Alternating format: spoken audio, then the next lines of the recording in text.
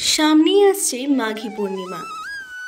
এই মাঘী পূর্ণিমায় সঠিকভাবে ব্রত পালনের নিয়ম অনেকেই জানে না। আজকের এই ভিডিওটিতে আমি তোমাদের জানাবো মাঘী পূর্ণিমায় ব্রত পালনের সঠিক নিয়ম।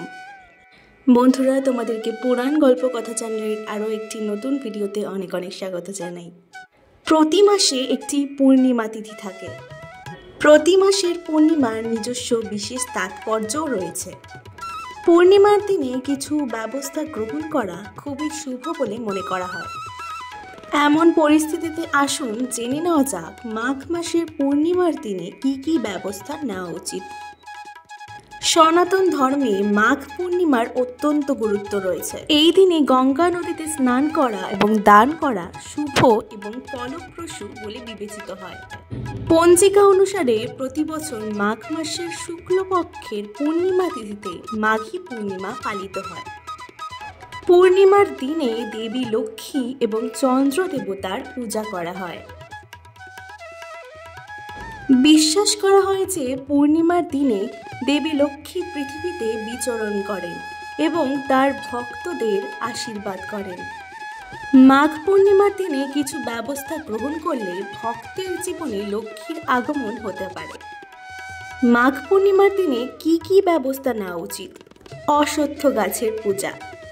মাঘ পূর্ণিমার দিনে অশ্বত্থ গাছের পূজা করলে দেবী লক্ষ্মী এবং ভগবান বিষ্ণুর আশীর্বাদ লাভ করা যায়। এই দিনে অশ্বত্থ গাছের নিচে ঘিয়ের প্রদীপ জ্বালান এবং দুধ মিশ্রিত জল উৎসর্গ করুন।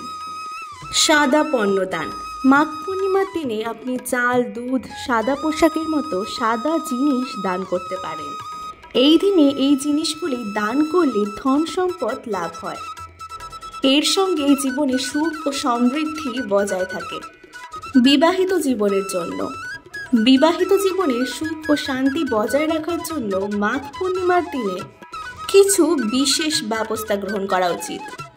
এই দিনে স্নানের পর স্বামী স্ত্রীর একসঙ্গে অশ্বত্থ গাছের নিচে দুধ এবং জল উৎসর্গ করা উচিত। এতে করে বিবাহিত জীবনে ভালোবাসা বৃদ্ধি পাবে। সহস্রনাম স্তোত্রের পাঠ। মাঘ পূর্ণিমার দিনে ভগবান বিষ্ণুর সহস্রনাম স্তোত্র পাঠ করুন। এটি করলে মা লক্ষ্মীর আশীর্বাদ আপনার উপর বর্ষিত হবে এবং আপনার জীবন সম্পদ ও সমৃদ্ধিতে ভরে উঠবে। কড়ির প্রতিকার। মাঘ পূর্ণিমার দিন 11টি কড়ি নিন, হলুদে রাঙিয়ে নিন এবং লাল কাপড়ে বেঁধে রাখুন। এরপর সন্ধ্যার পুজোর সময় দেবী লক্ষ্মীকে এই কড়ি নিবেদন করুন। পুজো শেষ হলে কড়িগুলি তুলে সিন্দুকের মধ্যে রাখুন। এটি করলে আপনাদের কোষাগার কখনো খালি হবে না। এই ছিল মাঘী পূর্ণিমার কিছু নিয়ম, যা করলে আপনারা অবশ্যই উপকার পাবেন। আজকের ভিডিওটি ভালো লাগলে অবশ্যই সাবস্ক্রাইব, লাইক, কমেন্ট আর শেয়ার করে দেবেন। অনেক অনেক ধন্যবাদ।